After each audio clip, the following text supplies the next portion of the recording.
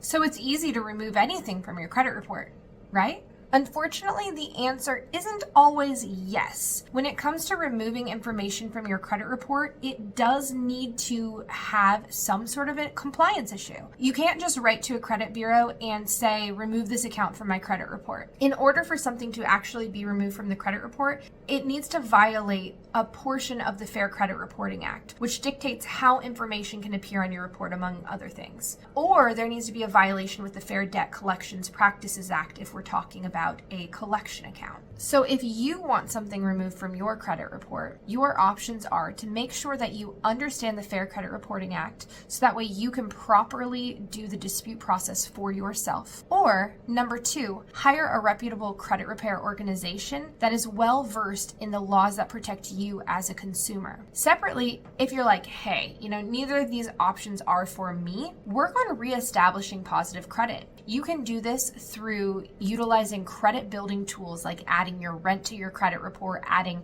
things like your cell phone bill, your utility bills, or even subscription services. Make sure you have an open credit card. And also there's things like credit building loans now. If you're somebody who's looking to work to improve your credit score, there's many options available for you. Just make sure you're following the right path.